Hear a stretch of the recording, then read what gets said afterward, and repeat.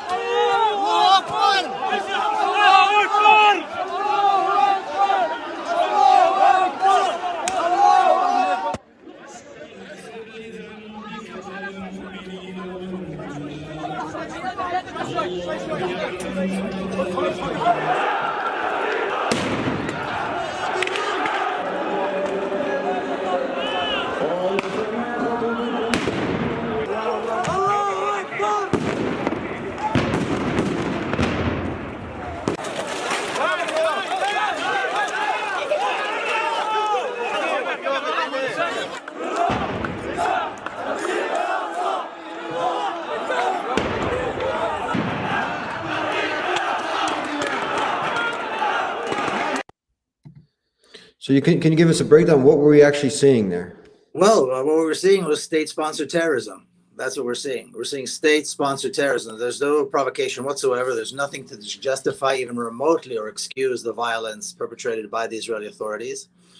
And you see the scenes, you see the sights. Injured, people are injured, people are being shot for no reason other than desire to terrorize people. That's really all this is about. And again, if we connect the dots and we connect this to the rest of the story of Palestine, again, whether it's Gaza or it's in other parts of the country, violence, enormous amounts of violence perpetrated against civilians, against Palestinians, destruction of structures, destruction of monuments. I mean, Aqsa, of course, everybody knows. The Dome of the Rock is the iconic symbol of Jerusalem, so people pay more attention. But mosques and churches throughout the entire country have been ruined by the Zionists and continue to be destroyed, and ancient cemeteries and whatnot. This is part of the larger attempt to completely terrorize the Palestinians and to de-Islamize a city and a country that has been not just a Muslim country, but an icon of Islam for more than 1,500 years. This is what the Zionists are doing. It's state-sponsored terrorism. It's racism. These are crimes that scream to the heavens, and the world is watching, and the United States keep paying for it. This is our taxpayers' money that goes to purchase the weapons and pay the soldiers and pay the settlers that are stealing the homes. And you can barely get an American government official to say something. And they call it clashes, and I think calling it clashes is a big mistake. These are not clashes. This is state-sponsored terrorism by a well-armed, well-financed terrorist organization, which is the State of Israel and the Israeli military. against an innocent civilian population who are the Palestinians, who, by the way, have never had an army, who've never had a military force, who've never had a tank. You know, they were never a threat to anyone. But this is what they do. They want to terrorize the Palestinians and to destroy their lives. Now, you don't just come from an ordinary family. I mean, give us a little bit of a history for those that didn't get watched our programs before or didn't read any of your book. I haven't read any of your books, but could you tell us a little bit about your history and how you got, there's a condensed version, to where you are today? Yes, well, I like you said earlier in the introduction, I come from a very patriotic, honest family. My father was a general. My grandfather signed the Declaration of Independence. Our family gatherings, everybody around me were people who either held important positions or were part of the founding of the state of Israel and the Israeli military. So I know about Zionism, and I know about the state of Israel, not from a textbook or a college course, but from real life, from growing up inside it. And I also know that there is that Palestine is a segregated, racially segregated country where people like myself are privileged. We live on the privileged side of the segregation, or as the Human Rights Watch just rightfully described it, as an apartheid state. And I grew up on the privileged side. And once I took the step into that other side, left my privileged side, and took a very short journey, actually, because the country is small and the two communities are geographically very close to each other, I became aware of this. Number one, the terrible injustice that's being done to the Palestinians, the lies that make up the story of the history of the state of Israel, and the lies, the mythology that the Zionists built, that somehow the Arabs are attacking the Jews, that somehow the Israelis are always on the defensive, and so on. And I decided I I can't in good conscience support that anymore. So I reject Zionism completely. I wear this pin that says BDS, that calls for boycott, divestment, and sanctions against the state of Israel, because I believe firmly that people in Palestine can live free and should live free and can live in peace. But they can't do it as long as there's an injustice. They can't do it as long as the injustice continues. They can't do it under the current state of affairs, where there's an apartheid regime ruling the country. It has to be a free, democratic Palestine with equal rights. And so to that end, I do what I do, and I speak the way I speak, and I participate in the Palestinian struggle the way I do. Jacob, I want people, no matter from what background they are, Jewish, Christian, they're here, America, Canada, UK, wherever. I just want them to put themselves in this situation. So who is this person we're seeing on the screen, Miko? Who is he? So this is happening in the neighborhood of Jerusalem, a Palestinian neighborhood called Sheikh Jarrah, and I have actually friends who live there. Two Palestinian couple who I know personally are friends of mine who live in that neighborhood. And their homes they've been slated for eviction, and they're being evicted, literally thrown into the streets. And people like this guy, settlers who have no connection to the neighborhood, have no connection to the homes, who have never lived there, have nothing to do with it, are being given these homes, and they just take over these homes. And what they do is they take over a home, and then they start terrorizing the neighbors, and then they push out the neighbors, and they go on from home to home. And this man is making some kind of ridiculous statement that if he didn't steal this home from Palestinian families, somebody else will. Well, that's nonsense. What do you mean somebody else will? Who will? Palestinians have been living in Palestine for a very long time. It's the Zionists who are stealing the homes of Palestinians. We've seen that for close to 100 years now. And he is no different than many other Israeli Jews who this is their purpose, to terrorize Palestinians, to evict them, and to take over their homes. And by the way, these are beautiful, beautiful homes. This is a historic neighborhood with a lot of very important monuments, historical Palestinian monuments. It's a very significant neighborhood. It's not just any old place. And this is some bum who has nothing better to do than to bully and terrorize, like I said, innocent, peace-loving, hardworking Palestinian families. This is a residential neighborhood. People live there. So we're going to watch this again for those who are just coming and tuning in, since we're live. So you have this settler just coming in. So imagine this family's been there for decades. So he's just coming and Jacob, you know this is not your house. Yes, but if I go, you don't go back. So what's the problem? Why are you yelling at me? I didn't do this. I didn't do this. But you're you, not helping. It's you, easy to yell at me, but I didn't do this. you you're not are helping. stealing my house. And if I don't steal it, someone else is gonna steal it. And if I don't steal it, someone else is gonna steal it. And if I don't steal it, someone else is gonna steal it. What do you think of that logic there? Well, his point is this: the state of Israel made the decision to evict these people, and the Israeli courts supported this decision. And what he's saying, I'm just a pawn. I'm just a guy that ended up in this house. But if it wouldn't be me, it would be another settler. So don't yell at me. If you have a problem, it's the state of Israel and the Israeli courts who always rule against Palestinians. So, I'm just a guy here. I have nothing to do with it. I'm just a guy who ends up living here. If you have a problem, don't come to me. If it wasn't me, it'd be some other settler. He has a point. It doesn't make him less of a criminal, but he has a point. He's just he's the tip of this larger machinery, which is dedicated to evicting Palestinians from their homes and putting Israeli Jews there instead. So he, in a strange kind of a sick way, he makes sense because the strategic decision was made by the state and by the Israeli courts. So this is kind of like what's happening on the ground, Miko. This is, From where that guy to Al-Aqsa, to the old city, it's a nice place. 15. Of course, the old city has an enormous significance. Historically, religiously, it's been, like I said, an Arab and Muslim city with obviously other minorities living there in peace. There was Jews and Christians and so on, Armenians who live there in peace. But it's predominantly been a city that that houses, and it's a city that houses the Al-Aqsa Mosque and the Dome of the Rock, which are iconic. And like I said, it's very significant both historically and politically, and of course religiously, spiritually. And look at what they do. They have no respect for faith. They have no respect for Islam. They have no respect for religion. They have no respect for the lives of the people who live there and worship there. And doing this particularly on Ramadan is 10 times worse than doing it on any other time, in any other time of the year, of course. And they want to show that they can do whatever they want to do, whenever they want to do it. And they are they're the masters of the land. They're the masters of the city. And they have the saying that whoever rules the Haram al-Sharif, whoever rules that compound, rules all of Palestine. And so they want to show by force that they are the rulers.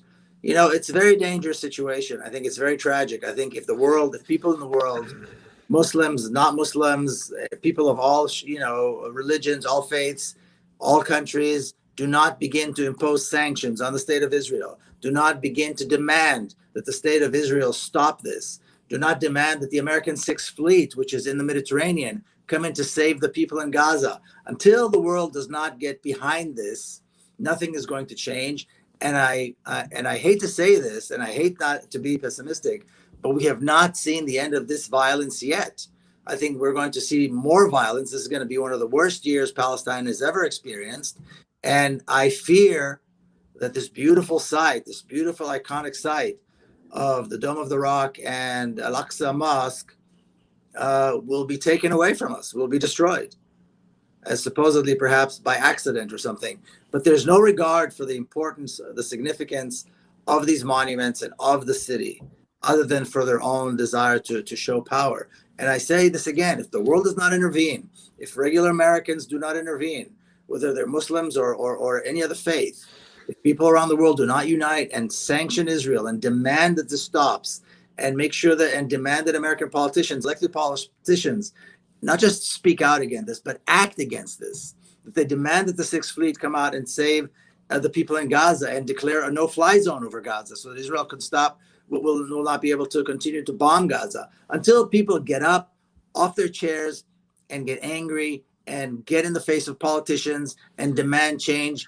this is going to continue, and these sites are going to become worse and worse. you mentioned something earlier, something about a potential, or have you heard this term, third temple? And what does that mean? Well, there's a movement that 20, maybe 30 years ago was considered fringe. And it's a movement of radical Israelis that call for the building of a new Jewish temple, a so-called Jewish temple. And they were an insignificant minority. And by the way, the most Orthodox Jews, people like Rabbi Weiss, who I know you've interviewed and I know you know, reject completely, by the way. But they have this crazy racist and violent idea that they need to destroy the Al-Aqsa Mosque. They need to destroy the Dome of the Rock and build some of the structure, which they will call the third Jewish temple. There was the first temple, the second temple, this will be the third temple. 20, 30 years ago, these guys were fringe. Today, they're mainstream. They're in the Israeli parliament. They're in the Israeli Knesset, in the House of Representatives. They're in the Israeli government. The Israeli Minister for Jerusalem Affairs, his name is Rafi Peretz. He's one of them, and he's in charge of Jerusalem. He holds the portfolio of Jerusalem in the Israeli cabinet, in the Israeli government. They conduct what they call tours, which are really horrible provocations on the inside the compound of Al-Aqsa. And they have, where they are in the past, they used to be maybe 10, 15, fringe people. Today, they have tens of thousands of people participate in their provocations. And it's become mainstream, talking about the destruction of Al-Aqsa, talking about the third temple, so-called third temple, has become mainstream. These people are now, like I said, they're part of the government. They're part of the Israeli Knesset, the House of Representatives. They have influence. And they have a very clear agenda. And the violence that we're seeing now is part of that agenda.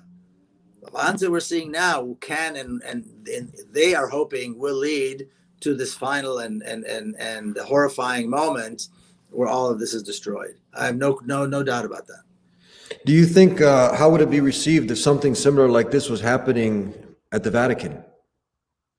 I would never something like this would never have been allowed. Can you imagine? Mm-hmm. This would never be allowed, whether it's the Vatican or any other place. If it was any other place in the world, this would not have been tolerated. I don't need to tell you this or your listeners. This is the third holiest site in Islam. It is an iconic structure. It was built by the great Omar. It is over 1,500 years old. It has a rich history. It has significance in so many different ways, and it's a beautiful place. I've been there, though. The entire compound is peaceful and loving and beautiful. All these people want to do, the Zionists want to go in there with their military and instigate all of this violence and perpetuate all this violence and desecrate the place. It is beyond belief that it is allowed to continue. But again, like I said earlier, it's being paid for by our tax money. Israel gets $4 billion a year of American tax dollars. How much? Billion, 4 billion with a B every year after year after year after year after year. And this is our tax dollars. And these are our representatives in Congress and in the Senate that vote for this every single year. They have to vote for it and approve it every single year. And they do. And we voted for these people. They should know that if they dare to vote to give money to Israel one more time, they will be out of office. You must never vote for any elected official, whether it's a city council member or a mayor or the sheriff or a congressman or a state assemblyman or woman that supports Israel. They need to know that supporting Israel means they lose their job. It is a racist, violent state. It's a state that practices terrorism against the civilian population. Never mind the fact that they're predominantly Muslim, and Muslims should care about that. Everybody should care about that, but particularly Muslims. This is a terrible state of affairs, and it affects everywhere. It affects that something like this affects everybody. Everybody's glued to their TVs. Everybody's upset about this. This is a terrible state of affairs, and nobody does anything. Look at what they're doing. It's been going on for days and days and days. And young Israeli youth gangs are marching through the streets, calling death to Arabs, destroy the Arab cities. They want to expel Palestinians and Muslims from the entire country, particularly from the city. And nobody, from time to time, you've heard a couple of senators, Senator Warren, and actually even Senator Van Hollen from Maryland. They made a statement saying that this was wrong, but nobody's acting. They're still voting to give money, arms, and money. This is a terrible state of affairs, and people need to get off their chairs, and they need to act, and they need to protest, and they need to write and call their senators and members of Congress and city council members and mayors and every single elected official that they will not vote for them again, and that they demand that they stop this violence against Palestinians and against Islam. What is it? We got 5 minutes left. What kind of reaction do you get when Americans hear this for the first time, that $4 billion goes annually to this yearly? When they hear this for the first time, are people just... People who don't know this are, of course, shocked. People are shocked. Why does a country like Israel, which is already a rich country, which doesn't need foreign aid at all anyway, why are they getting $4 billion? This is more than any other country in the world. If you want to give that money, give it to poor countries. There are enough poor countries around the world who could use this money. But why are you giving it to a country that's rich? And on top of that, exercises an apartheid, has an apartheid regime. And look at the violence perpetrated against a holy site. Look at their violence against Islam. Look at their violence against Palestine and Palestinian people, only because they're Muslims and only because they are Palestinian Arabs. Like you said, this would not happen in the Vatican. This would never happen in the Vatican. So people need to get off their chairs, and they need to channel their energy and channel their anger, which I hope we've elicited a little bit, to demand change and to demand an end to all support for Israel, period. Now, you're from an Israeli background, Jewish, you're standing for justice, like every human being should be standing for justice, no matter who it's against. Do you come under some attack for this? I get an occasional, comment on social media that I'm a traitor or that I should be killed, that sort of thing, but nothing too outrageous. I mean, certainly, when people like us, stand up and speak out, then some people are not going to like it, and they will react. But it's part of the it comes with a deal. It's part of the deal. It's part of what it means to speak out and be an activist and so forth, and demand justice and change. Yeah, may God bless you. We commend you for taking such a noble stand for justice. You mentioned rockets close to your family's house that are there right now on the ground. Yeah, my family lives just outside Jerusalem, and just a few hours ago, I was videos from my family of the Gaza falling, just feet away from where they walk, from where they live, from the road, from their house. Yes, it's right around it's everywhere. I mean, people are, they're showing me videos they took, standing in right in front of the house and so on. And so it's very close, and this is very close. We're talking about less than 5 miles from Jerusalem. This is very, very close to Jerusalem. So yeah, this is frightening. This is scary. This is we're going to see levels of violence that we've not seen yet. We're going to see this is going to be some very bad times coming to Palestine, and we need to all stand up and speak up. I mean, what happens to Israelis, and my family, of course, is close to my heart, but this is nothing compared to what is happening in Gaza and what is happening to Palestinians everywhere. We all need to stand up. We all need to unite. We all need to hold hands, regardless of our faith, regardless of our nationality, and say enough is enough. Palestine must be saved. Jerusalem must be saved. Al-Aqsa must be saved from this Zionist terrorism, from this destruction. It must be saved for the sake of all of us, because we want our children to enjoy it. We want our children to be able to go to Jerusalem and pray, and their children forever. This is things like this. There are not a lot of places around the world that are quite as unique as Jerusalem, as Al-Aqsa. And we need to save it. It is up to us. It is absolutely up to each and every one of us to stand up and speak up and be part of the effort to save this and end this violence perpetrated against Muslims and against Palestinians. You speak to a lot of groups. You go to churches. If someone wants to get a hold of you, people, even politicians, if they want to get a hold of you, they want to hear the other side. Also, do you recommend we see politicians, they go down to the area that they go ahead and cross over and go and see for themselves what's happening on the ground over there in Gaza? Do they do that? Do they come over and, take a ride to the other side and, to keep it fair and balanced? So it's twofold, a few questions there. What can people do? How can they connect with you if they want to bring you into their church, into their place of worship? They want to hear more. They want to learn more. And if for the politicians and others, go ahead and close it out. Well, yeah, it's very easy to reach me. I'm on all the platforms, on Facebook, Twitter. It's easy to send me a message. It's easy to find me if you go to mikopeled.com. All my work, everything I do, there's a way to reach through that as well.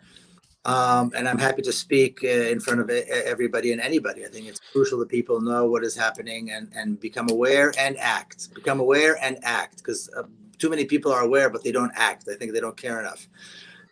In terms of American politicians, most American politicians go on an Israeli dime. So they go on all these junkets that are paid for by Israeli organizations, by the state of Israel, by the Israeli lobby. And what they see is what the Israelis want them to see. They do from time to time, some have gone, but they rarely go to any of the Palestinian cities. They rarely go to the old city. They rarely go to Al-Aqsa to speak to the to the people of faith there. They rarely go to a place like Hebron or any other Palestinian city, and they don't really hear from Palestinians. They are shown a one-sided, completely unbalanced picture. And again, we need to demand that change as well, that if politicians go there, that they go there and they see things for themselves, not just what the Israelis want to show them. Thank you very much. Thank you for bringing us up to date and helping us get a better picture and understanding of what's going on the ground. Thanks. Thank you. Thank you, Miko.